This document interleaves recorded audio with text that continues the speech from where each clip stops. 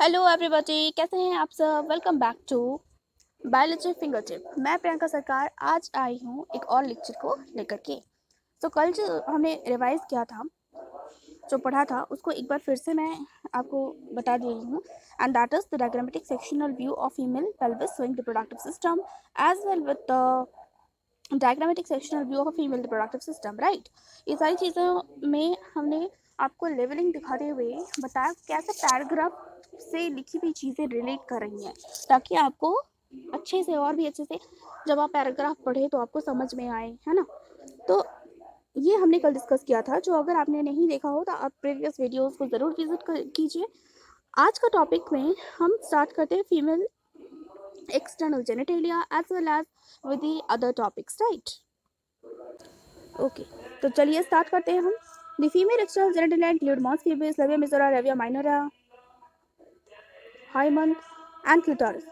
Mons pubis is a person of fatty tissue covered by a skin of pubic hair. The labia majora is a fleecy fold of tissue which extend down from the mons pubis and surrounded by the vaginal opening. The labia minora are pure folds of tissues which are under the labia majora.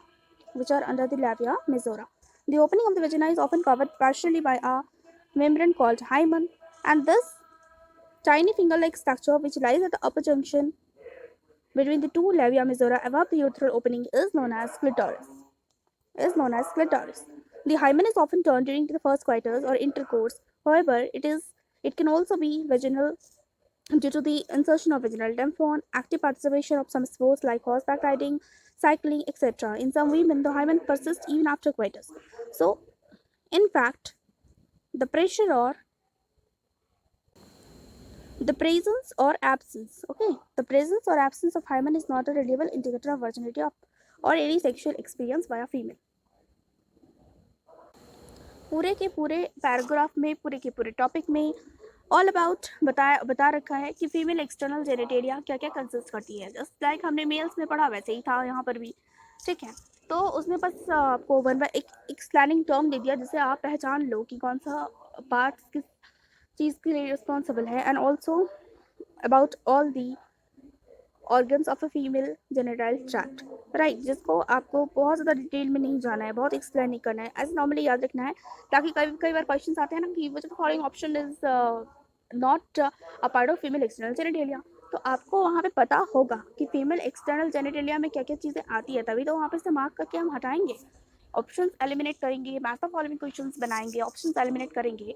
तो इधर हमें बोले कि which of the following is a part of female external genitalia, या हमें बोले which of the following is not a part of female external genitalia, हम कैसे उसको एलिमिनेट करेंगे।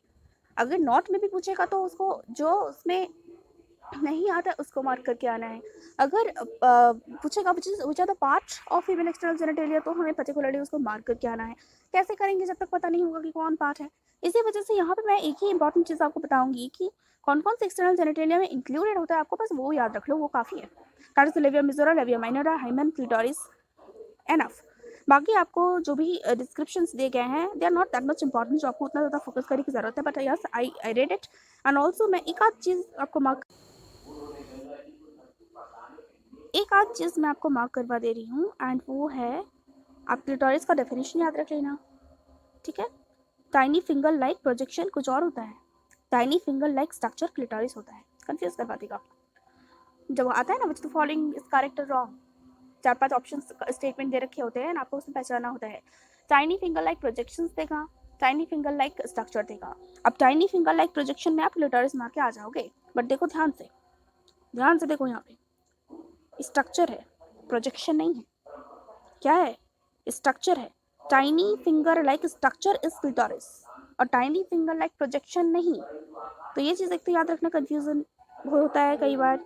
एक तो ये आपको बिल्कुल भी याद रखनी है कि क्या होता है, टाइनी फिंगर लाइक स्ट्रक्चर होता है, ना कि projection.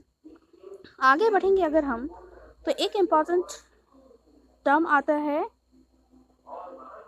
Hymen. It is a partially a membrane which cover the vagina partially, right? याद रखना इस टर्म को। और एक बहुत ही इंपॉर्टेंट टर्म कि it is not a reliable indicator of virginity of female, right, not a reliable indicator. कोई ज़रूरी नहीं है, कोई मतलब नहीं है।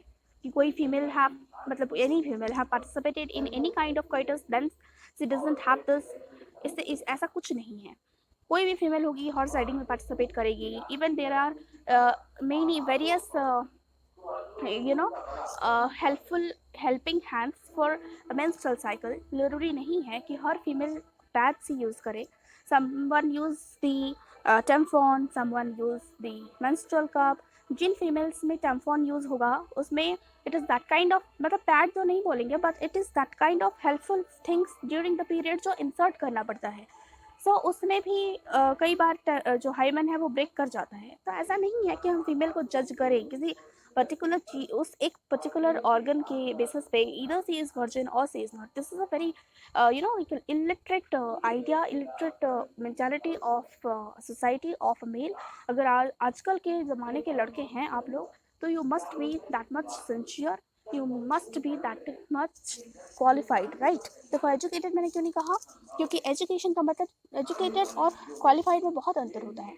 You must be qualified, you must be educated too, and you must be, मतलब जितना क्वालिफाइड नहीं हो उतना एजुकेटेड होना ज़रूरी है। Qualification is only a degree and nothing else, but education में डिग्री का कोई रोल नहीं होता। A person can be much educated, much educated even if he is not qualified. तो वो एजुकेशन आपके अंदर होना बहुत ज़रूरी है। आप किसी को भी ऐसे जज प्लीज़ मत कीजिएगा, इन फ्यूचर भी, इन प्रेजेंट भी, कभी नहीं। Because various reasons are there, and if you are that much you know educated, then आपको सारी चीज़ों के बारे में पता होना चाहिए instead of only one thing. हम टॉपिक पे आते हैं, and the topic is definitely the next topic which have a figure 3 point diagrammatic sectional view in a figure 3.4, and that is the diagrammatic sectional view of a mammary glands। ठीक है, तो यहाँ पे इस पूरे फिगर में मैं आपको एक चीज़ बहुत ज़्यादा इम्पोर्टेंटली मार्क कराऊंगी, और पता है वो क्या है?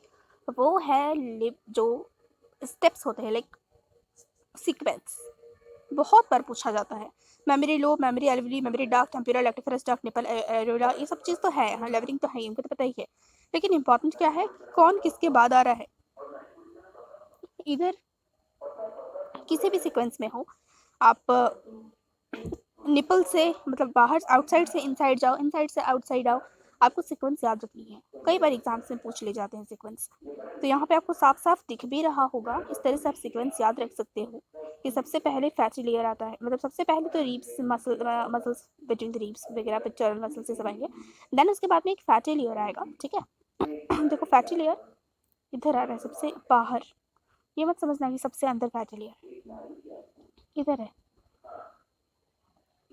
उसके बाद में फिर क्या आ रहा है, मेमोरी लोब।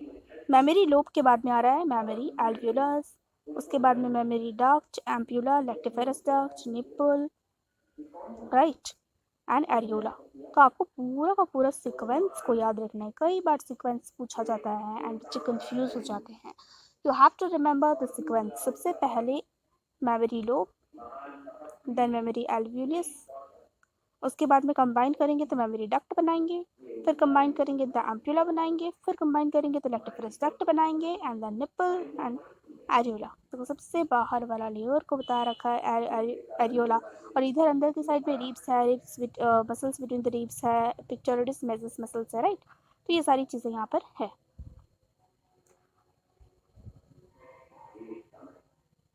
अब हम डिस्कस करेंगे इसके पैराग्राफ को। बस अब डिस्कस करेंगे हम लोग पैराग्राफ को, but not in this video, in another video. For that, stay tuned to this channel and don't forget to like, share and subscribe. Thank you everybody.